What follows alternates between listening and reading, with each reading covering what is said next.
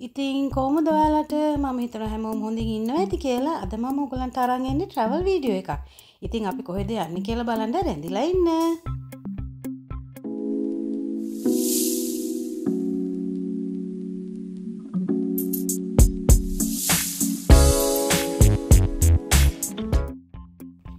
ඉතින් අපි මේ දැන් ඇතුල් වෙන්නේ M7 කියන toll road එකට. ඉතින් ඒකේ යනකොට ඔයගොල්ලෝ සල්ලි ගෙවන්න ඕනේ මේ පාරේ පාවිච්චි කරනවට. ඉතින් ඒ වෙනුවෙන් අපේ තියෙනවා toll tag එකක්. ඒක කායකේ හයි කරලා තියෙන්නේ. ඒක රෙජිස්ටර් වෙනවා තියෙන සිස්ටම් එකට. දැන් මේ ඇතුල් වෙනකොට හරියටම එන්ට්‍රන්ස් එකේදී ඔන්න අහගන්නකො සද්දේ. දැන් ඇහුණා නේද බීප් එකක්. අන්න ඒක සවුන්ඩ් එක ආවම තමයි දැනගන්නේ අපේ කායක දැන් රෙජිස්ටර් වුණා. ඊට පස්සේ ආයි එක්සිට් වෙනකොට ඒ විදිහටම ටැග් එක රෙජිස්ටර් වෙනවා අපි එළියට ගියා කියලා. ඉතින් අපි M7 එකේ සෑහෙන දුරක් ඇවිල්ලා ඊට පස්සේ එක්සිට් එක අරගන්න ඕනේ Northconnex කියන ඒ ටෝල් රෝඩ් එකකට. නිව් සවුත් වේල්ස් වල තියෙන සිඩ්නි වල තියෙන. ඉතින් ඒකෙන් ගිහිල්ලා තමයි අපි යන දිහාවට යන්න ඕනේ.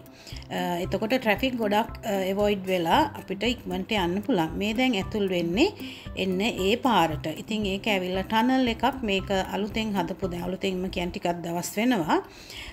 ඉතින් ඉස්සර සාමාන්‍ය පාරෙන් යනකොට ලොකු ට්‍රැෆික් එකක් අහුවෙලා තමයි අපි මේ යන පැත්තට අපි ඉස්සර ගියේ. දැන් ඉතින් කිසි කරදරයක් නැහැ. ඔන්න දැන් ඔයගලන්ට ඇහුණා නේද ආයි බීප් එකක්. ඒ අපි මේ පාරට ඇතුල් වෙච්ච එක රෙජිස්ටර් වුණා සිස්ටම් එකේ. දැන් අපි මේ යන්නේ Northconnex කියන ටනල් එකේ. ඉතින් මේකේ ටික දුරක් ගිහිල්ලා තමයි අපි සාමාන්‍ය පාරට ඇතුල් වෙන්නේ. ඉතින් අපි මේ අද ගමන යන්නේ අපේ 25th wedding anniversary එක celebrate කරන්න. ඉතින් මේක අපිට ලෑස්ති කරලා දුන්නේ මගේ පුතාගෙන උනායි අපේ දුවයි තමයි තුන්දෙනා එකතු වෙලා අපිට පොඩි සර්ප්‍රයිස් එකක් දුන්නා අපේ ඇනිවර්සරි එක වෙනුවෙන්. ඉතින් අපි එතෙන්ට යනකල් දන්නේ අපි මේ මොන වගේ තැනකටද යන්නේ කියලා. ඒගොල්ලෝ ඇඩ්‍රස් එක නම් දුන්නා. ඉතින් අපි දැන් ඔන්න යනවා. දැන් මේ ටනල් එකෙන් එළියට ආවා. ඇවිල්ලා දැන් අපි සාමාන්‍ය පාරට ඇතුල් වෙන්නේ. මේ සෙන්ට්‍රල් කෝස්ට් පැත්තට තමයි අපි යන්නේ නිව්කාසල් ඒ පැත්තට. ඉතින් සිඩ්නි ඔයගොල්ලෝ ආවහම මේ පාරවල වල ඉතින් යැවෙයිනේ එහෙම ට්‍රිප්ස් එහෙම යන්න. අනිත් එක සමහර අය රීජනල් පැතිවලට එහෙම යන්න බලාපොරොත්තු වෙමින් ඉන්න අයට ඉතින් මම හිතනවා මේ වීඩියෝ එකේ මග දෙපස දකින්න ඔයගොල්ලෝ ආස වෙයි. ඉතින් කලිනුත් මේ පැත්තේ මම වීඩියෝ එකක් කරලා තියෙනවා සෙන්ට්‍රල් කෝස්ට් පැත්තට යන. ඉතින් ඒ වගේම කියන්න ඕනේ මේ කැනඩා වල ඉන්න අපේ යාළුවන්ට කැනඩා වල විතරක් නෙමෙයි මෙහෙ ටොරොන්ටෝ කියලා පැත්තක් තියෙනවා. ඉතින් මේ සෙන්ට්‍රල් කෝස්ට් පැත්තට යනකොට තමයි ටොරොන්ටෝ යන්න පුළුවන්. දැන් මේ තියෙන ලස්සන පැත්තක් අපි මේ පහු කරගෙන යන්නේ. ඉතින් අර ටොරොන්ටෝ කියන එකේ මම මේ පෝස්ට් එකකුත් දාලා තිබුණා කමියුනිටි පේජ් එකේ අපි එදා ගියේ වෙලාවේ ගත්ත එකක්. ඉතින් කට්ටිය හිතුවා අපි කැනඩා ගිහිල්ලා කියලා. ඉතින් පොඩ්ඩක් ඉතින් ඕගොල්ලන්ව රැවට්ටුවානේ. දැන් ඕගොල්ලෝ මේ රීජනල් පැතිවලට යනකොට මෙන්න මේ විදිහට තමයි ඉතින් පාරවල් තියෙන්නේ සෑහෙන පාළු පැති. ඉතින් ඒ වුණාට මේන් ඔබට ඒ කියන්නේ එළියට ගියාම ප්‍රධාන පාරෙන් එළියට ගියාම තියෙනවා නගර. ඉතින් ඒ කියන්නේ මිනිස්සු ඉන්න පැති රෙසිඩෙන්ෂල් ඒරියාස් තියෙනවා. මේ හයිවේ දෙපැත්තේ මේ විදිහට තමයි ඉතින් තියෙන්නේ. ඒ වගේම ඔයගලන්ට පේනවා බෝඩ් තියෙනවා. ඒව සඳහන් වෙනවා එක්සිට් එක අරගත්තාම කොහටද යන්නේ කියලා. ඔන්න දැන් අපි එක්සිට් එක ගත්තා. අපි යන ප්‍රදේශයට ඒ කියන්නේ පොකොල්බින් කියන්නේ සිංගල්ටන් කියන පැත්තේ තියෙන නගරයක්. ඉතින් මේ පැත්තේ ගොඩාක් වයිනරීස් තියෙනවා. මේ මිදි වතු ඉතින් ගිහිල්ලා බලන්න ඕනේ කොහොමද කියලා. අපි කලිනුත් ගිහිල්ලා තියෙනවා. හැබැයි මේ යන තැනට අපි ගිහිල්ලා නැහැ. කියන්නේ නවතින්නේ ගිහිල්ලා නැහැ මේ යන තැනට. ඒ වගේම තමයි සිංගල්ටන් කියන්නේත් හොඳ පැත්තක්. මොකද මගේ අපේ පුතා මාස 6ක් ඉන්ටර්න්ෂිප් එකක් කරා මේ සිංගල්ටන් කියන නගරේ. එයා යුනිවර්සිටි එකේ ඉන්න කාලේ. ඉතින් එයා හිටපු පැත්තේ අපි ගියා. එයාගේ අපාර්ට්මන්ට් එකට අපි ගියා. ඒ පැත්ත හරියම ලස්සනයි. ඉතින් ගොඩාක් ජනගහනයක් ඉන්න පැති නෙමෙයි. කිසි කලබලයක් නැහැ. ඒ වගේම පාරවල් හොඳට හදලා තියෙනවා. ඔයගලන්ට පේනවා දැන් ඔන්න අපි 110ට යන පාරකට ඇතුල් වෙනවා. ඉතින් මේ පැතිවල සෑහෙන වේගෙන් යන්නේ ඔයගොල්ලෝ හරි ප්‍රවේශමෙන් එලවන්න ඕනේ. ඉතින් මේ නම් මගේ හස්බන්ඩ් එලවන්නේ මම ෆිල්ම් කරන නිසා දැන් එලවන්නෙත් නෑ වැඩිය. මම නිදහසේ ඉතින් මේ ෆිල්ම් කරගන්න ඒවා කරනවා එයාට එලවන්න දීලා. එයා කොහොමත් ආසයි එලවන්න.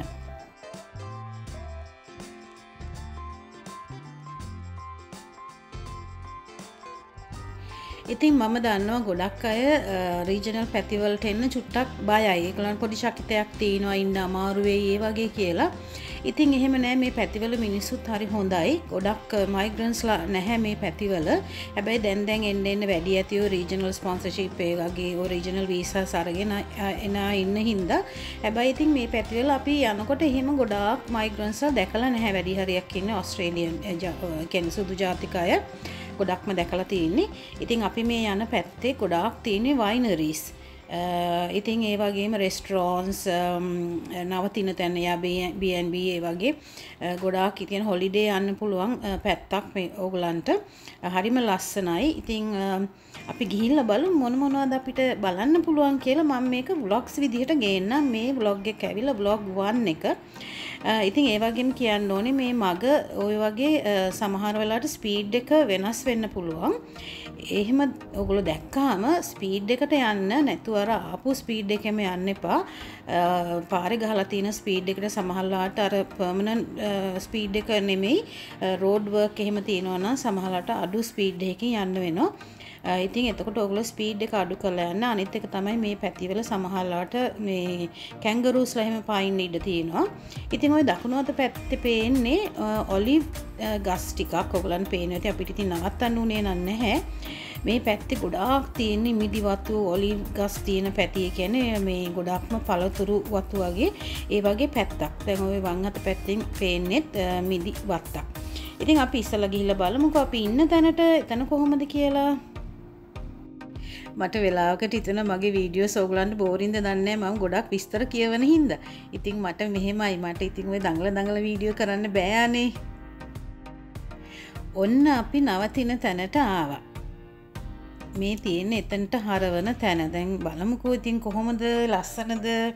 ඕගොල්ලෝ නම් ගොඩක් ආස වෙයි. මම නම් ගොඩාක් ආස වුණා. මට නම් හිතෙනවා මං ආපහු යයි හස්බන්ඩ් එක්ක මෙතෙන්ට කියලා. මොකද අපිට ගොඩාක් එහෙම ඉන්න හම්බුන්නේ නෑනේ. අපි ඉක්මනට පහුවද ආපහු ගියානේ.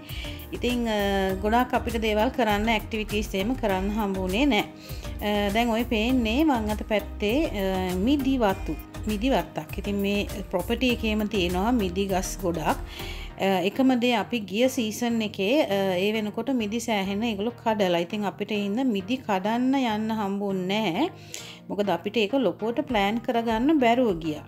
ඒ වගේම තමයි මගේ හස්බන්ඩ් යනකල් එනකලුත් එයා ඔෆිස් එකේ වැඩ කෝල්ස් වල හිටියේ. ඉතින් එයාට ඉතින් ඇත්තටම ගොඩක් මේකට ફોකස් කරන්න බැරුව ගියා මේ ට්‍රිප් එකේදී. වැඩි හරියක් එයා කළේ ගිහිල්ලා වැඩ කරපු එක. ඉතින් එහෙම තමයි රැකියාවේ ස්වභාවය අනුව ඉතින් අපිට සමහරලාට දේවල් සැක්‍රිෆයිස් කරන්න වෙනවා. ඉතින් එහෙම තමයි මේ රටවල් වල ඉන්නකොට අපිට යම් කැපකිරීම් සිද්ධ කරන්න වෙනවා. නමුත් ඉතින් එයා යන්න ආවනේ. ඉතින් කොහොම හරි අපි එන්ජොයි කරේ නැත්තේ නැහැ. එන්ජොයි කරා. දැන් ඔන්න අපි කාර් පාක් එකේ කාර් එක දාලා රිසෙප්ෂන් එකට යමු. ඉතින් මෙතනින් තමයි රිසෙප්ෂන් එකට ඇතුල් වෙන්න ඔය තියෙන්නේ ඉස්සරහා ඔයගලන්ට පේන විදිහ. ඉතින් මෙතන නම Spices Vineyards Estate. හරිම නිස්කලංක තැනක්. ඔන්න දැන් රිසෙප්ෂන් එක ළඟ ඉන්නේ අපි. දැන් පොඩ්ඩක් අපිව පෙන්නන්න එක්කන් ගියා රිසෙප්ෂනිස්ට්. හරි ලස්සනයි. ඉතින් හොඳට පිළිවෙලට එහෙම තිබුණා. මම මේ ඔයගලන්ට පොඩ්ඩක් පෙන්නන්නම්.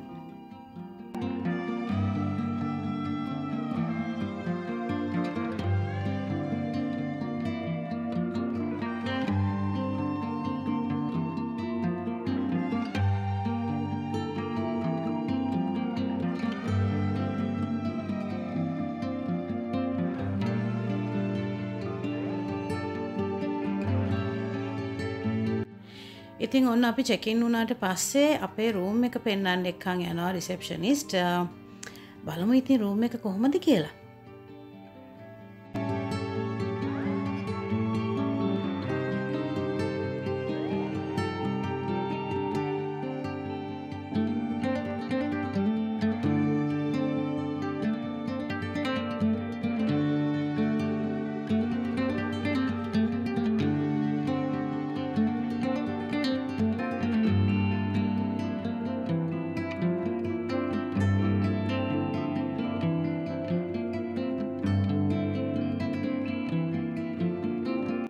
ඉතින් ඔන්න අපිට කොම්ප්ලිමෙන්ටරි ෂැම්පේන් බොටල් එකකුත් තියලා තිබ්බා ඒගොල්ලෝ. ඒ වගේම කාඩ් එකක් ලියලා විශ් කරලා දාලා තිබුණා අපේ වෙඩින් ඇනිවර්සරි එකට. ඉතින් අවුරුදු 25ක් කියන්නේ විශේෂ මයිල්ස්ටෝන් එකක් නේ විවාහයක නේද? ඉතින් ඔයකුත් හැල හැප්පින් මැද්දේ කොහොම හරි ඉතින් අදහස් වෙනස් දෙන්නෙක් එකට ඉන්නවා කියන්නේත් ලේසි නෑ. හරිම ලස්සනයි. ඉතින් මං ටක් ගාලා ඔයගලන්ට පෙන්නන්න වැඩි කතා කරන්නේ නැතුව. Guys, I'm so excited to show you around. Let's go!